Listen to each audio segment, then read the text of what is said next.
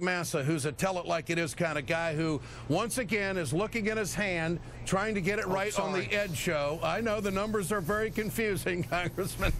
I was just taking some notes. I'm glad you've got a sense of humor about all of this, because we get so uptight about what the Republicans are doing, which is nothing for the American people. What's the best way forward here, Eric? What do you think? Well, Ed, I think it's very clear. I'm one of those guys caught in the middle because I really don't like a lot of things in the Senate bill with no public option whatsoever, taxation on benefits. I'd like to see those things change. But here's the point. The president has stood up and said, all right, let's have a conversation about this. And the first thing that comes back is ultimatums and no, no, no. And this is what we've been living with every single legislative issue from you name it to ABC for a year. And those of us who are moderates in the middle, those of us who are trying to find consensus, find that we're talking to the granite walls. And this is the problem. And I think that if we shine the light of lack of cooperation and lack of true participation in the process, let them filibuster. I will buy the neon sign, the big hand that points at the Senate chamber while tens of thousands of Americans lose their health insurance in California and around the country. If they want the situation to get so bad that people will rise up and protest, maybe it's time that we showed them who was really causing the problem. Congressman, do you think that this is the defining moment right now, that we're close to grabbing the stick and drawing that line in the sand? I never like, in negotiations, to put lines in the sand, because as soon as you do that, Ed, you find yourself up. I like to actually have some cooperation.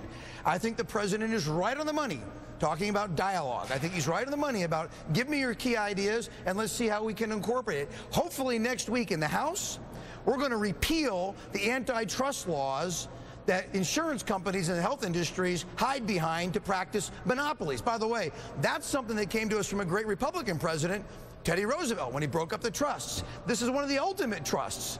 We hope to get that done next week. That's one of those key ideas. I hope they join us. I hope they do, too. But it doesn't look like they are. Some of the comments are putting out there. The key here is there's no hitting the reset button. You got to move forward on this. And I think the president, in his very classy, affable way, is showing the country what these folks are all about. They are about obstruction. They are obstructionists. They want to see him fail. They're still really following the playbook of Waterloo.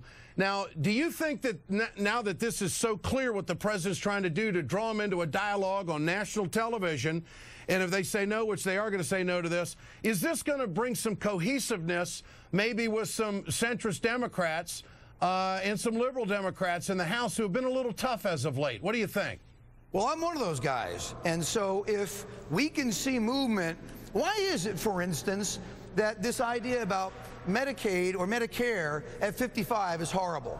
You know, 65 and older, it's the greatest American program, and every retired person wants it. But if you're 64, somehow it's a drift into communism.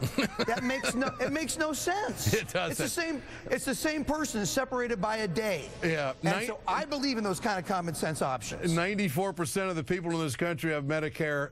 Think it's fantastic. Congressman Massa, great to have you with us. Always good to visit with you. Thank you. And I want to note, you forgot to use your notes. I noticed that. Congressman Massa from New York with us tonight on The Ed Show. Thanks so much.